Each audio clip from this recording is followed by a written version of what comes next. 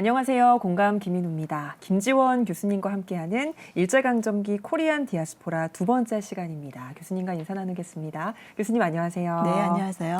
교수님, 저희가 본격적인 이야기 들어가기 전에 지난 시간에 나눈 이야기들을 요약을 좀 해주실까요? 네, 지난 시간에는 그 사진 신부가 이주한 미국 서부의 반일 감정과 일본인 배척 운동을 한인 디아스포라와 연관해서 살펴보았습니다. 네. 특히 1905년 이후에 한인의 법적인 지위가 변경되어 일본인 배척법에 적용되었던 사실, 또 시기별로 구체적인 그 일본인 배척법은 무엇이 있었는지 알아보았고, 네. 또 1952년까지 미주 한인 1세의 법적인 지위가 시민권을 획득할 수 없는 외국인이었다는 사실도 말씀을 드렸습니다.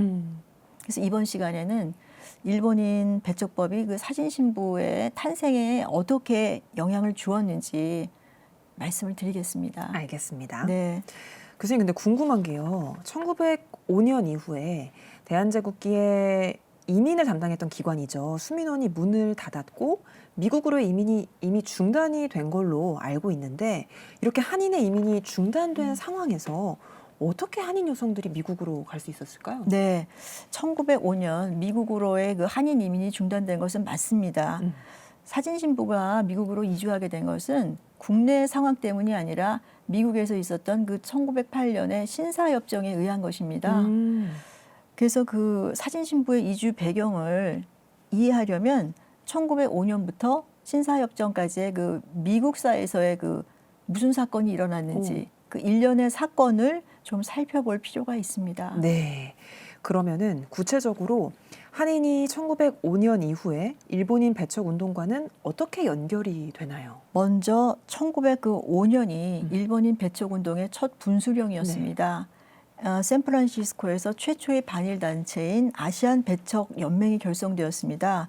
이 연맹이 이제 일본인 배척 운동의 중추기관으로 향후 일본인 배척법 제정, 그 외에 또 다양한 선전 그런 활동에 주력을 합니다. 그리고 1906년에 또 무슨 일이 있었냐면은 이제 4월부터 샌프란시스코에서 일본인에 대한 그 폭력이 만연해지기 시작했어요. 주로 길거리에서 폭력, 계란 세례. 그래서 일본인들이 지나가다가 맞아서 갑자기 정신을 잃었어요. 얼굴을 강타당해서. 그래서 기절을 했는데 일어나 보니까 코뼈가 부러지고 공격이 심해졌어요. 그만큼 반일 감정이 굉장히 심화된다는 것을 의미하는 것이겠죠. 그리고 1906년에는 또 무슨 일이 있었냐면은 일본인과 한인 배척 연맹이 결성이 되었습니다. 이제 본격적으로 한인이 배척 연맹 같은데 일본인 때문에 그렇게 적용이 되는 거예요. 근데 이 대중 집회에도 2,000명이 그 당시에 모였거든요. 네. 상당히 호응을 얻었던 것이라고 볼 수가 뜻이네요. 있습니다. 그리고 또 무슨 일이 있냐면은 샌프란시스코 교육위원회가 일본인과 한인 학생을 분리시키겠다. 기존에 다니던 공립학교에서 더 이상 못 다니게 하고 오리엔탈 학교로 보내야겠다. 그렇게 발표를 했고 실제로 실행을 했습니다. 네. 이유는 일본인 학생의 밀집이 원인이라고 그랬는데 샌프란시스코 카운티에서 총 209명밖에 되지 않았거든요. 당시 일본인 학생이. 네. 그러니까 밀집은 사실 실제적인 이유는 아니었습니다. 그러네요. 네. 도리어 뭐 일본인을 굉장히 그 당시 증오하기 시작했는데 뭐 여러 가지 이유가 있지만 그 이유를 이제 여기서 다 말씀드리기에는 이제 시간 관계상 그건 좀 어렵고 당시에 어떤 일이 있었냐면 일본인 성인 남성이 그 초등학교 저학년 교실에 가서 공부를 했어요. 그러니까 어린 학생들하고 근데 영어가 안 되니까 1, 2학년 같은 데 가서 이제 30쯤 된 사람들이 있으니까 그게 굉장히 불편한 거예요. 저 사람들을 길거리에서 폭력하고 그렇게 반일 감정이 많은데 왜 하필 그러네요. 그것도 나이가 많은 사람들이 초등학교 저학년에 와서 나이 많은 또 노동자인데 와 있나 해서 아이들도 굉장히 불편해하는 그런 상황들이 있었습니다. 네. 그래서 도리어 그 명수가 많다기보다는 그 일본인을 굉장히 그 아주 싫어하고 반감 그런 것에다가 이런 그 상황이 겹쳐서 교육분리라는 그런 사태가 발생한 것이죠. 그렇군요. 네. 이미 미국인들이 반일 감정을 갖고 있었는데 말씀해 주신 것처럼 그런 일들까지 겹치니까 학생이나 학부모들이 가졌던 거부감들이 더 커진 것 같아요. 네. 그러면은 학생들 교육 분리는 어떻게 또 진행이 됐나요? 네, 일단 일본인 학생을 분리하니까 일본 정부에서 당장 문제 제기를 했어요. 미국 정부에 항의를 하고 네. 그래서 금방 복귀가 되었습니다. 아. 일본인 학생들은 원래 다니던 학교로. 근데 한인 학생은 복귀가 안 되었어요. 그러니까 벌써 여기에서부터 일본 정부가 자국민을 보호하느냐 안 하느냐 네. 그거에 따라서 이렇게 차등이 되는 거예요. 그러네요. 네. 이런 상황을 이제 접하니까 음. 미국의 루즈벨트 대통령이 어찌되었건 이 샌프란시스코 교육위원회 그 사태를 해결을 해야 되겠다 해서 네. 위원회 위원들을 워싱턴으로 초청을 했습니다. 그래서 논의를 하기 시작했어요. 어떻게 할 것인지. 논의를 하면서 문제의 핵심에는 일본인 학생을 그냥 분리시키는 것보다는 일본인 이민을 중단하는 거를 이 주민들이 원한다는 것을 알게 되었습니다. 네, 그래서 타협안이 무엇이었냐면은 네. 1907년에 행정명령 589를 공포를 했습니다. 네. 그 내용이 뭐냐면 하와이, 멕시코, 캐나다 등을 경유하여 미 대륙으로 입국하는 숙련, 비숙련, 일본인 및 한인 노동자들의 이민을 금지하는 것이었어요. 그러니까 여기도 이제 한인이 들어가요. 들어가네요. 그러니까 왜냐하면 본국에서 직접 가는 것보다는 굉장히 미국 서부로 가고 싶은데 뭐 하와이나 다른 데를 경유해서 입국을 경유해서. 많이 했거든요. 그래서 이제 그거를 막겠다는 조치였던 것이죠. 그랬군요. 말씀해주신 행정명령 589가 그러니까 하와이에 있는 한인이 본토로 이주하는 것을 봉쇄하겠다는 건데 네. 당시 하와이의 한인들이 얼마나 본토로 이주를 했는지 또 그리고 이주를 한 이유가 뭐였는지가 궁금하거든요. 네. 1905년부터 7년까지 하와이 한인 약 1,005명이 미국 서부로 이주를 했습니다. 네. 그들이 이주한 이제 주된 이유는 캘리포니아에서 임금을 더 많이 받을 수 있었어요. 그 당시 농업이 아주 활성화되니까 네. 구인을 하러 하와이로 농장주가 가기도 했었고 임금을 더 준다. 그런 광고도 있었고 그래서 고임금 그리고 또 새로운 기회가 좀 많으니까 이주를 했던 것이죠. 그렇군요. 하와이에서 이제 계약 기간이 끝나면 배싹을 마련해서 이주를 했습니다. 네. 그런데 1907년에 3월에 이제 행정명령 589가 공포되니까 주된 유입원이었거든요. 하와이에서 캘리포니아로 오는 한인들이 네. 이미 본국에서는 올 수가 없었잖아요. 맞아요. 근데 이제 그것마저 중단이 되니까 한인 사회가 굉장히 타격을 많이 받았습니다. 그러네요. 네.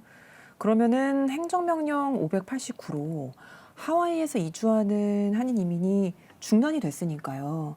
일본인 이민도 중단이 됐을 것 같거든요. 그렇지가 않았습니다. 아, 그래요? 네, 계속 좀 편법도 쓰고 그래서 다른 데를 경유해서 네. 계속 왔어요. 미국 오. 서부로 일본인들이. 그러니까 중단이 잘 안 된 것이죠. 그렇군요. 네. 그건 또 의외네요. 네. 1907년 행정명령으로 일본인 이민은 중단이 되지 않았으니까 그러면은 반일 감정은 더 심해졌을 텐데 네. 이를 위한 뭐 다른 조치들이 있었나요? 1907년에 그 행정명령 589로 중단이 잘 안 되니까 네. 주민들의 불만이 아주 많고 중단해야 되지 않느냐는 목소리가 많아졌어요. 그랬겠죠. 그래서 그럼 또 뭔가 다른 조치가 필요하겠구나. 그런 이제 분위기가 되었는데 일본 정부가 입장이 뭐였냐면 네. 우리 자국민이 미국에서 2류, 3류 시민 대접을 받는 것은 안 된다.